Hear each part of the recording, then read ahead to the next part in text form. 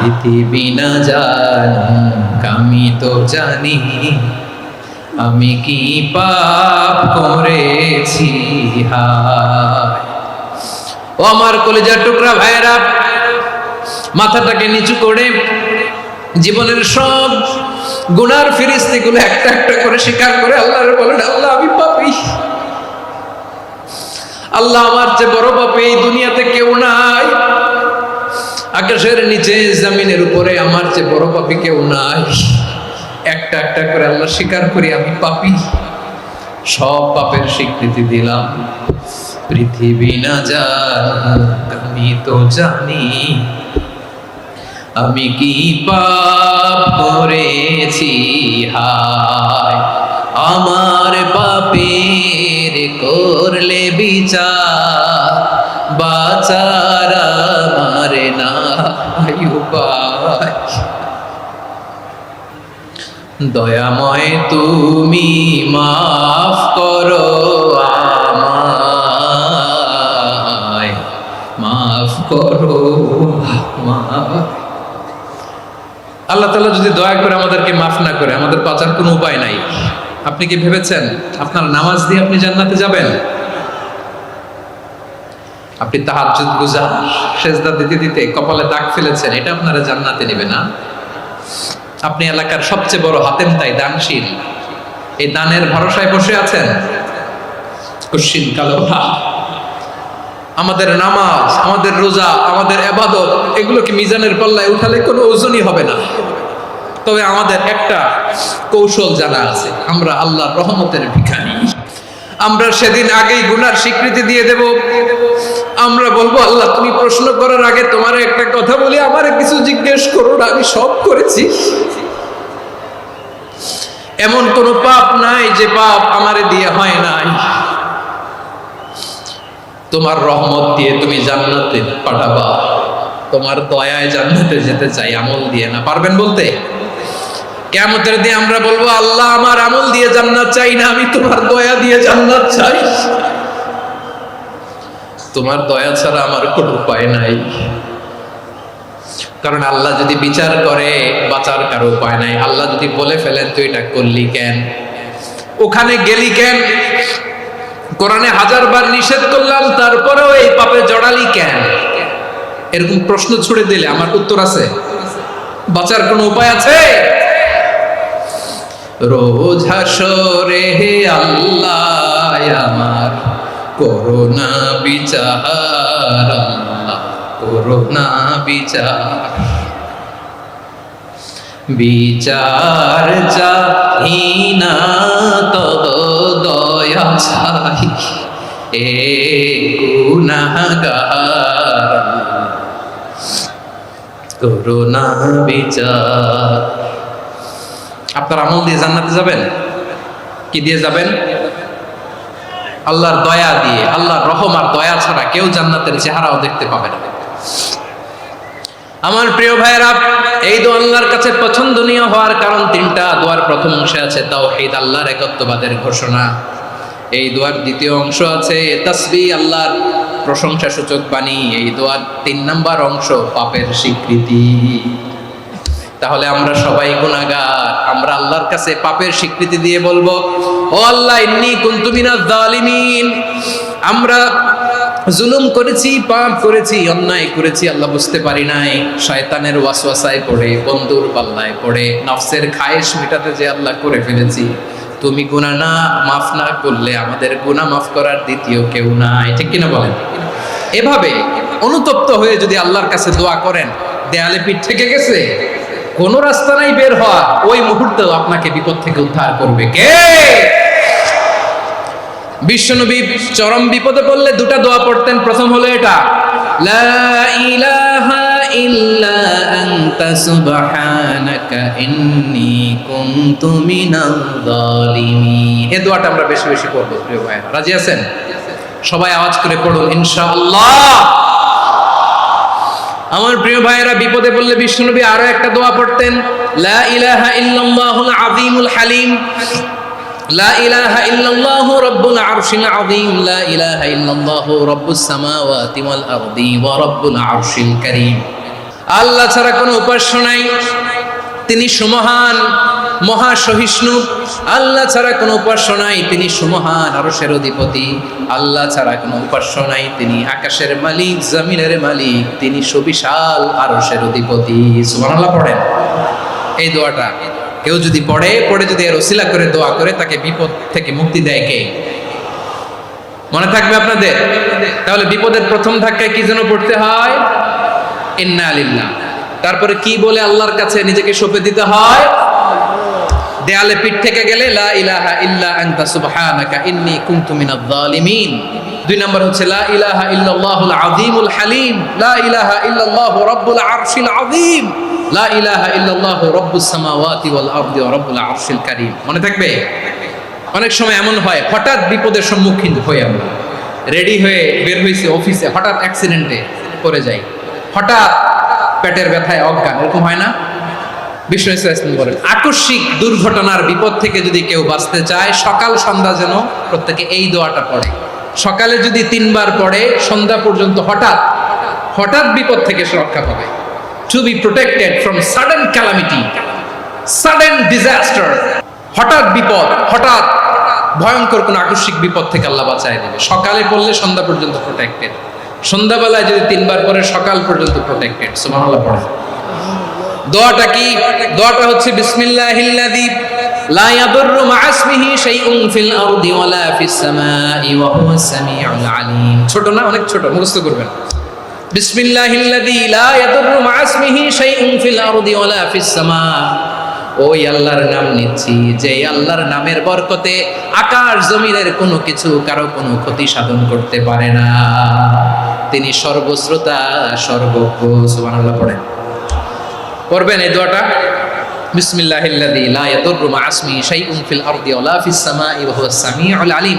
ফজরের পরে 3 বার, মাগরিবের পরে 3 বার যদি কেউ পড়ে, প্রোটেক্টেড, যে কোনো হঠাৎ বিপদ থেকে প্রোটেক্ট করেন কে? ওই আল্লাহর নাম নিচ্ছি, যে আল্লাহর নামের ওসিলায় আকাশ জমিনের কোনো কিছু কোনো ক্ষতি করতে পারে না। সুবহানাল্লাহ পড়েন।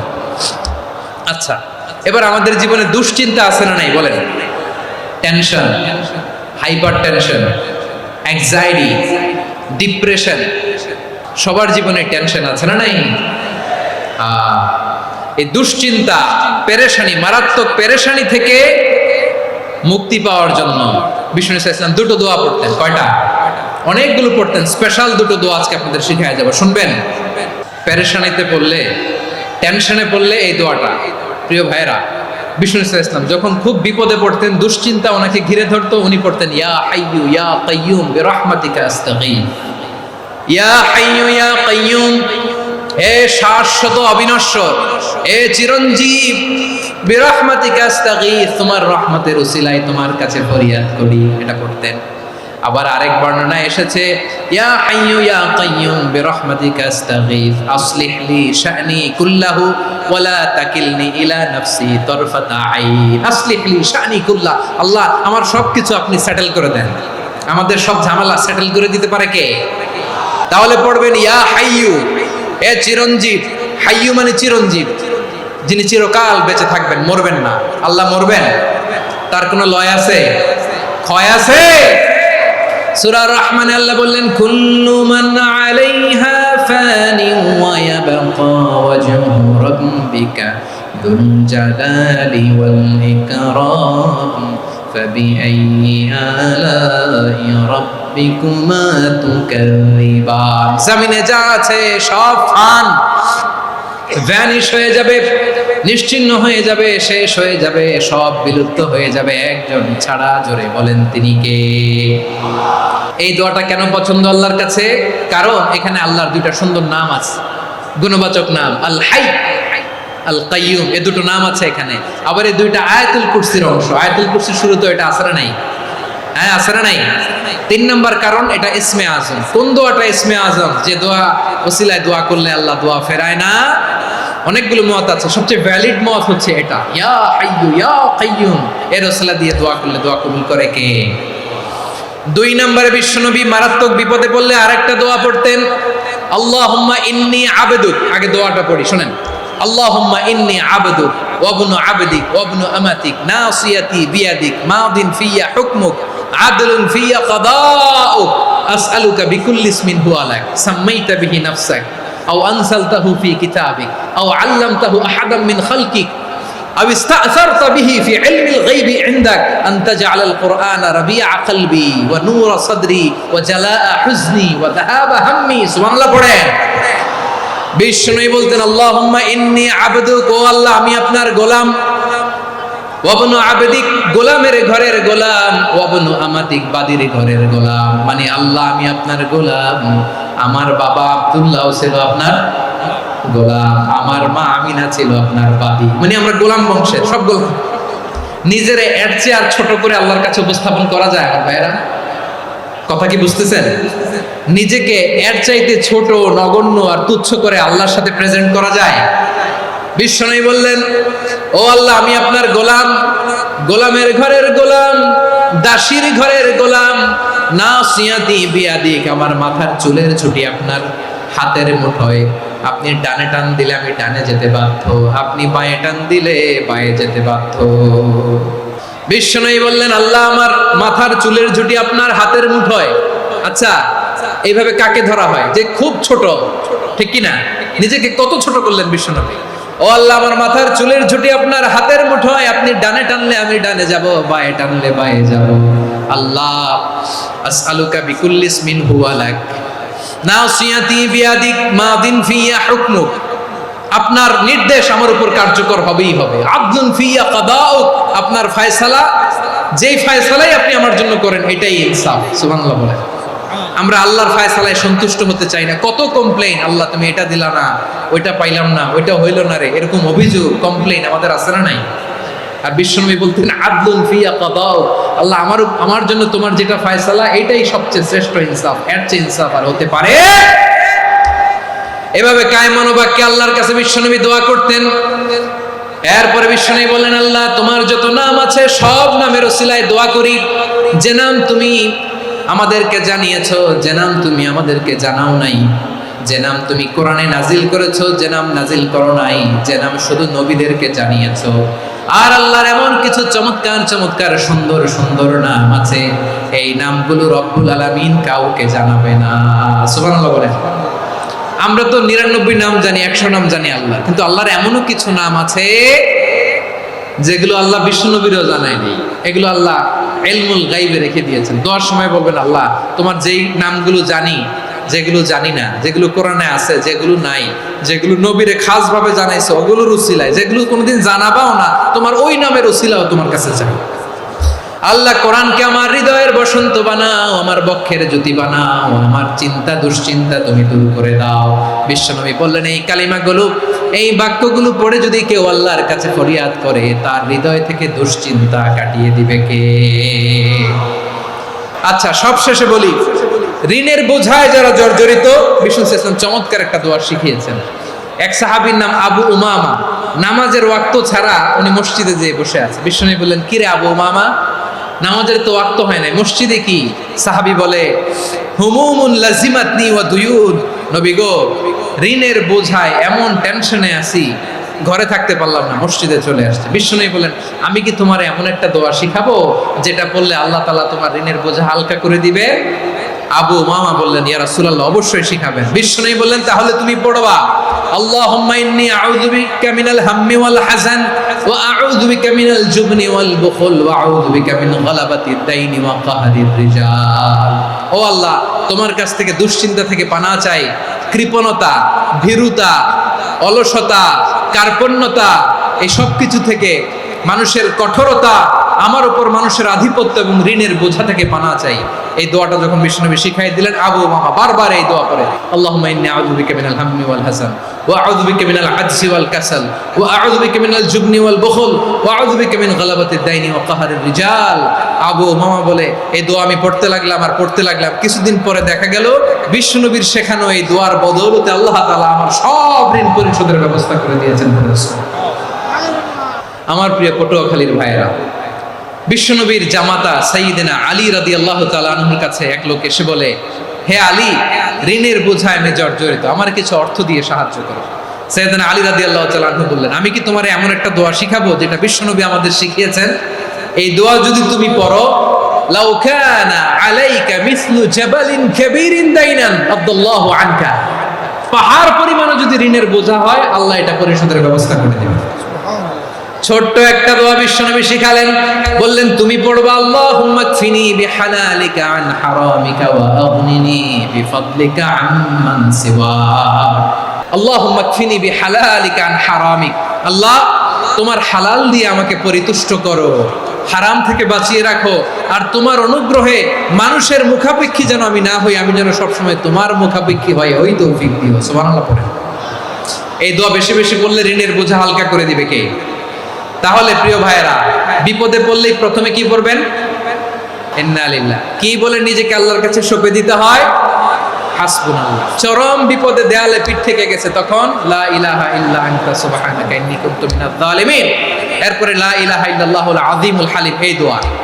আকস্মিক বিপদ, হঠাৎ যেন কোনো বিপদ আমাকে পেয়ে না বসে, এটার জন্য বিসমিল্লাহিল্লাযী লা ইয়াদুররু মা ইসমিহি শাইউন ফিল আরদি ওয়ালা ফিস সামাই ওয়া হুয়াস সামিউল আলিম। সকালে 3 বার, রাতে 3 বার। আর মারাত্মক tension, hyper tension, anxiety, depression থেকে বাঁচার জন্য 2 দোয়া, ইয়া হাইয়্যু ইয়া কাইয়্যুম, ইয়া হাইয়্যু ইয়া কাইয়্যুম, মনে থাকবে? আর আল্লাহুম্মা ইন্নী আবদুক, এই দোয়া। ঋণ থেকে বাঁচার জন্য 2 দোয়া, আল্লাহুম্মা ইন্নী আউযু বিকা মিনাল হাম্মি ওয়াল হাযান, এটা। আর আল্লাহুম্মা কফিনি বিহালালিকা আন হারামিকা ওয়া আগনিনি বিফাদলিকা আম্মান সিওয়াক। আর সব সময় পড়ার জন্য একটা আমল দিয়ে যাই, উঠতে বসতে, অফিসে যাচ্ছেন, অফিস থেকে ফিরতেছেন, বসে আছেন, শুয়ে আছেন, ছোট্ট এক শব্দে আমরা যেন বেশি বেশি পড়ি আস্তাগফিরুল্লাহ। আল্লাহ রাসূল সাল্লাল্লাহু আলাইহি ওয়াসাল্লাম বলেন, মান লাজিমাল ইস্তিগফার, যে সব সময় এরকম ইস্তিগফারের সাথে লেগে থাকে, জাআলাল্লাহু লাহু মিন কুল্লি দিকিন মাখরাজা, আল্লাহ তাআলা তাকে কোনো বিপদে আটকান না, সে জীবনে আটকাবে না, যে কোনো বিপদে আল্লাহ তার রাস্তা বের করে দিবেন। Way out, you will get a way out in solution. সুবহানাল্লাহ। ওয়া মিন কুল্লি হাম্মিন ফারাজা, দুশ্চিন্তা মুক্ত হবে। ওয়া ইয়ারযুকহু মিন হাইসু লা ইয়াহতাসিব, এমন জায়গা থেকে আল্লাহ রিজিকের বন্দোবস্ত করবে যেটা সে কল্পনাও করে না। আওয়াজ করে পড়েন সুবহানাল্লাহ। আমার প্রিয় ভাইরা, এটা গেল নিজের বিপদ। নিজে যদি বিপদে পড়েন, অন্যের বিপদ যদি দেখেন, এটার জন্য একটা দোয়া আছে। অনেক সময় আমরা দেখি হাসপাতালে ক্যান্সারের 3rd স্টেজে চলে গেছে, লোকটা হ্যাংলা হয়ে, চিকন হয়ে, হায়রে কি কষ্ট পায়, দেখি না? বিষ্ণু বলে, একটা দোয়া যদি কেউ অন্যের কোনো বিপদ দেখে পড়ে, ওই বিপদ তার জীবনে কখনো আসবে না। অনেক সময় হয় যে আমরা মহাসড়ক দিয়ে যখন চড়ি, দুর্ঘটনায়, হায়রে আল্লাহ, দুর্ঘটনায় মানুষের মাথা একদিকে, দেহ আরেকদিকে, ব্লিডিং, এরকম হয় না? আল্লাহ তুমি হেফাজত করো। বিশ্বনবী বলেন, এই দুর্ঘটনা দেখে কেউ যদি এই দোয়াটা পড়ে, তার জীবনে সে কোনোদিন এরকম অ্যাক্সিডেন্টের সম্মুখীন হবে না। বিশ্বনবী বলেন, অন্যের বিপদ দেখে কেউ যদি পড়ে, আলহামদুলিল্লাহিল্লাযী আফানি মিম্মা বাতালাকা বিহি ওয়া ফাদ্দালানি আলা কাসীরিন মিম্মান খালাকা তাফদীলা, মানে প্রশংসা সে আল্লাহ, যে আল্লাহ তাআলা তোমাকে যেই জিনিস দিয়ে পরীক্ষা করেছে, আমাকে ওইটা থেকে বাঁচিয়ে দিয়েছে। তোমাকে আল্লাহ যেই বিপদে ফেলেছে, আমাকে ওই বিপদ থেকে তিনি মুক্ত রেখেছে, আর তার অনেক সৃষ্টির উপর আমাকে তিনি প্রাধান্য দিয়েছে। সুবহানাল্লাহ পড়েন। যে কোনো বিপদ, কারো ক্যান্সার দেখে যদি এই দোয়াটা আপনি বিশ্বাসের সাথে পড়েন, জীবনে কোনোদিন ক্যান্সার রোগে আক্রান্ত হবেন না।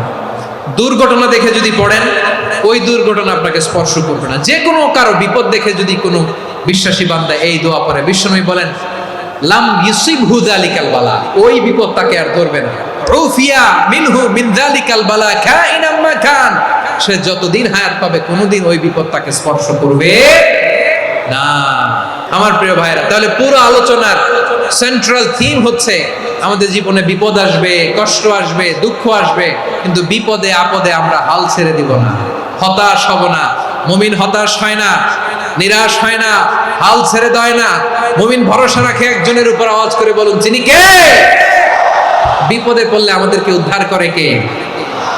আবার আমাদেরকে যদি কোনো নেয়ামত আল্লাহ দিতে চান, ওইটা কেড়ে নেওয়ার ক্ষমতা কারো আছে? তাহলে আমরা কানেক্টিভিটি বাড়াবো কার সাথে? আমাদের প্রার্থনার ফরিয়াদের হাত তুলবো কার কাছে? রাজি আছেন? পটুয়াখালীর ভাইয়েরা, মনে থাকবে কথাগুলো? আল্লাহ তাআলা আমাদের সবাইকে কথাগুলো বোঝার ও আমল করার তৌফিক দান করুন।